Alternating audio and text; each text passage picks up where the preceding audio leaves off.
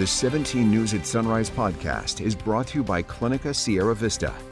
Welcome back to the 17 News at Sunrise podcast, where we share your news on your schedule.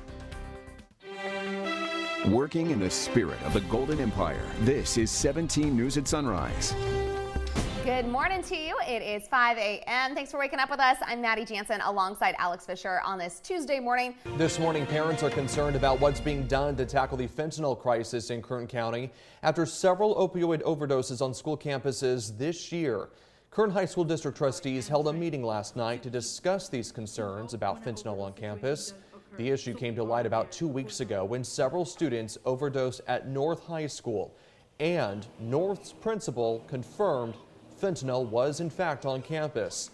But the issue is not limited to just that school. 17 News has learned Narcan, that is the overdose reversal nose spray, has been used at least 5 times at high schools across Kern over the past month and a half. Dozens of parents, students, and other concerned community members were in attendance last night, many calling for more security, especially during school events. You guys are not doing anything to keep these kids safe right now. A drug-sniffing dog might have been nice that night.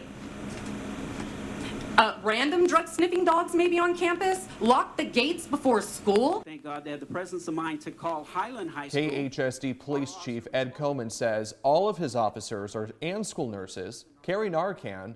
One trustee suggested, though, having teachers and other staff, including cafeteria workers, carry it as well. A few high-profile court stories we're following now this morning. First, the man accused of raping and killing a 13-year-old Bakersfield girl is scheduled to appear in court today. Lawyers on both sides will file motions to determine what will and will not be allowed in the courtroom, including evidence to be submitted during trial.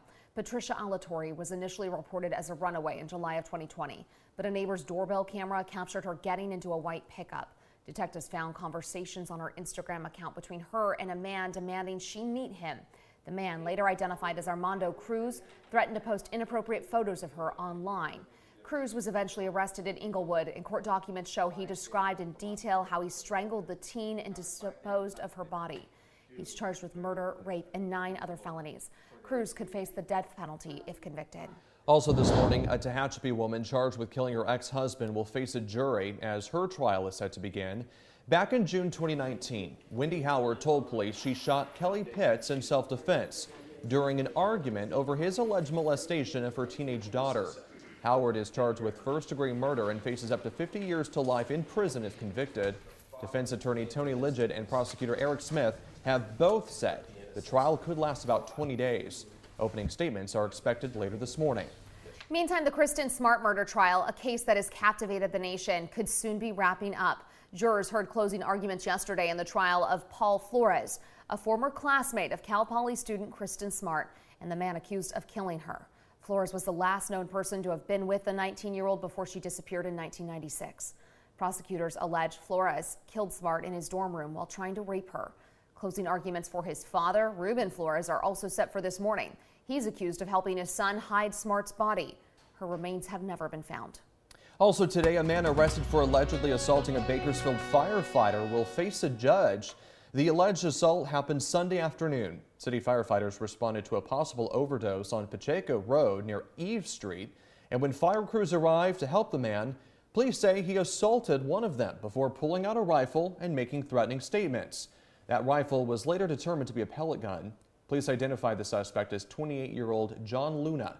He was arrested and booked into jail on charges of assault on a firefighter, brandishing a replica firearm, and possession of metal knuckles. Here in California, the recent jump in gas prices is enough to make you wince while filling up. And Governor Newsom's aware of the soaring costs and is now going after oil companies, demanding an explanation as to why costs have soared over the last several weeks. We're not going to stand by while greedy oil companies fleece Californians. The fact is, they're ripping you off. The governor is now calling on the legislature to impose a windfall profits tax on oil companies, with the revenue from that tax going back to Californians through rebates. Although some experts in the oil industry are pushing back on that idea, saying that will only cause prices to skyrocket more. Meantime, this current spike in gas prices comes as oil prices continue to fall, leaving consumers at the pump asking what is going on. 17's Michaela Armstrong explains. When you go to the gas station, you may be thinking, why are the prices this high?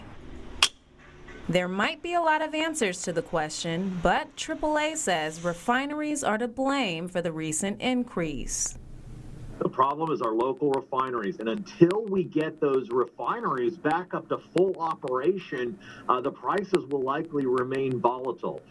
Bakersfield drivers are now paying $6.26 on average for a gallon of regular unleaded.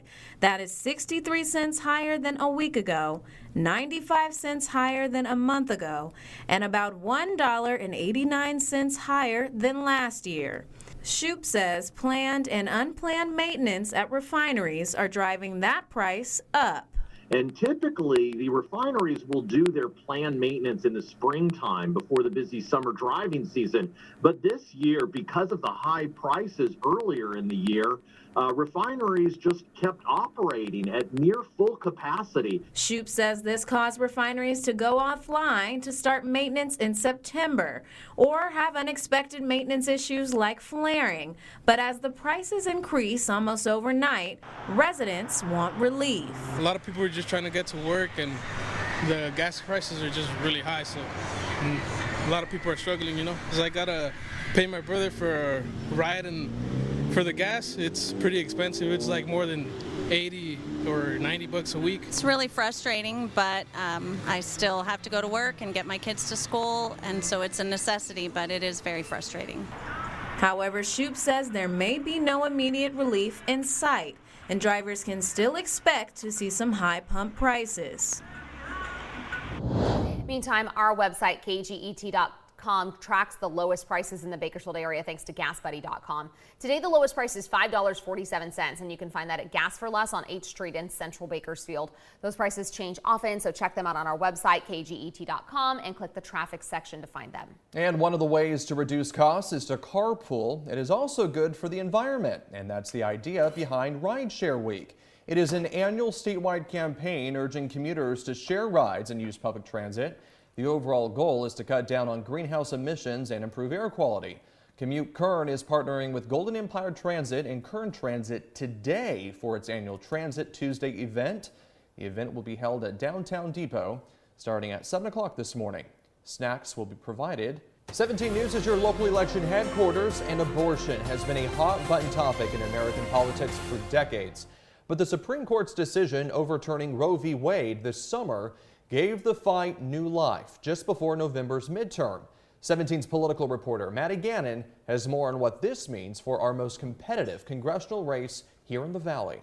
With the midterm election looming and the decades-old, highly partisan abortion fight back in the political spotlight, the issue drawing a stark contrast between candidates in the Central Valley's ultra-competitive 22nd congressional race. Government shouldn't be involved in a woman's decision that she makes between herself, her doctor, and within her own faith. Democrat Rudy Salas is a co-sponsor of Proposition 1 on California's ballot this November, which seeks to make the right to an abortion part of the state's constitution. Critics argue it could make late-term abortions legal because it doesn't specify a point in pregnancy when the practice can be restricted. Yeah, I'm not a doctor. I leave that up to the doctor, the woman, and within her own faith. Meanwhile, Republican incumbent David Valadao co-sponsored the Life at Conception Act, which seeks equal protection for the right to life from the moment of fertilization. The act would place abortion restrictions on all states, including California, and doesn't mention any exceptions. So I've always been, and I'll continue to be pro-life. Obviously, I support exceptions, rape, incest, life in the mother. It comes as the abortion fight has sparked new hope for Democrats this midterm election, with the party pointing to outcomes like in Kansas, where primary voters came out in big numbers to reject a restrictive abortion law statewide. The constituency here is most of the people in CD22 are Catholic. But in the 22nd congressional district, Democratic analyst Neil Sinapa argues the issue could benefit the GOP. They're going to use the abortion issue as a wedge issue and try to go after older Latino constituents. Latinos make up 59% of the voting population in the district. According to the Public Religion Research Institute, as of 2020, half of Latinos in America identified as Catholic. Republican analyst Kathy Abernathy argues the focus for voters won't be on abortion at all. Can you look yourself in the mirror and say that is the issue facing America today that is most important? I don't think so. 17's Maddie Gannon reporting there are a number of ads on abortion running in the district right now that point to Valadeo's vote against the Right to Contraception Act earlier this year. The act sought to make the right to obtain and use contraceptions federal law. Valadeo's team told us he supports access to safe and affordable contraception, but voted no on the act because it did not limit the right to contraceptions to ones that are approved by the FDA. Mail-in ballots are set to go out in less than a week, but you still have plenty of time to complete your registration to make sure you get a ballot in the mail. If you're not signed up but you wish to receive a mail-in ballot, you have until October 24th to complete your registration. You can do that online at vote.ca.gov or in person at the elections office. If you think you already registered, you can check your voter registration status online at voterstatus.sos.ca.gov or call the County Elections Department at 868-3590. The 17 News at Sunrise podcast is a production of KGET and Nexstar Media Group. For more on all of the headlines in today's show, head to kget.com.